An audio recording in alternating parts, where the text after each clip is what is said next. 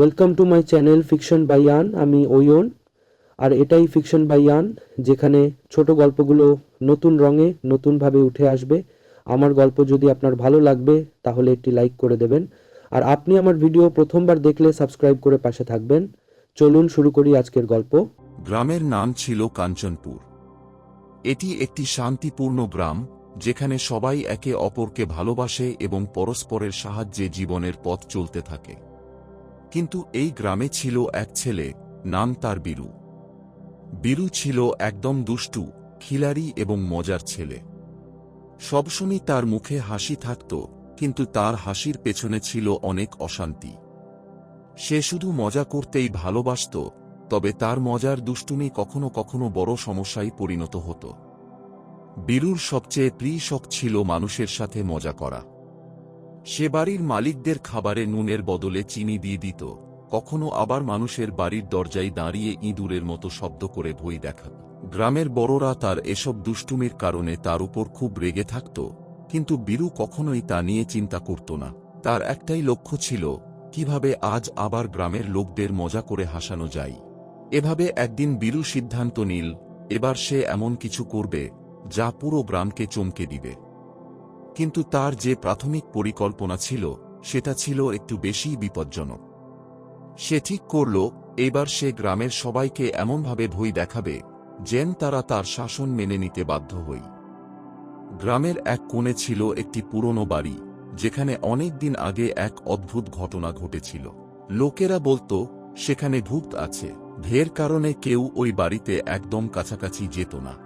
কিন্তু বীরু ভাবল, এই বাড়িটা যদি সে ভূতের জায়গা হিসেবে পরিচিত করিয়ে দেই, তাহলে পুরো গ্রাম তার কথাই বিশ্বাস করবে এবং তার হাসির ফাঁদে পড়বে। সে রাতে নিজের পরিকল্পনা অনুযায়ী কাজ শুরু করল। প্রথমে সে গ্রামের কিছু ছেলেকে শিখিয়ে দিল কিভাবে ভূতের মতো আওয়াজ তৈরি করা যায়। তারা সবাই খুব মজা পেয়ে গেল এবং তাদের মনে হল বীরুর পরিকল্পনা মজার হতে যাচ্ছে। তারা সবাই একত্রিত হয়ে পুরনো বাড়ির কাছে হাজির হল। বীরু তাদের সবাইকে ভয়ানকভাবে ভয়ের পরিস্থিতি তৈরি করার জন্য প্রস্তুত করল। একদম রাতের অন্ধকারে তারা সবাই ভূতের মতো আওয়াজ করতে শুরু করল। এমনকি কিছু ছেলেরা পুরনো বাড়ির জানালা থেকে ভূতের মুখও বানিয়ে ফেলেছিল। কিন্তু যখন তারা ওই বাড়ির কাছে পৌঁছাল, তখন তারা এক অদ্ভুত দৃশ্য দেখতে পেল। সেই বাড়ির দরজা খোলা ছিল এবং ভিতরে আলো জ্বলছিল। বীরু একটু ভয় পেল, কিন্তু তার বন্ধুদের চাপে সে ভিতরে ঢুকে পড়ল। তারা ভয় দেখানোর জন্য দরজাটি বন্ধ করে দিল এবং তখনই হঠাৎ সমস্ত বাড়িতে ভয়ঙ্কর শব্দ শোনা গেল। ভূতদের মতো আওয়াজ হতে শুরু করল, আর কিছু সময় পর পুরো বাড়িতে অদ্ভুত আলো ছড়িয়ে পড়ল।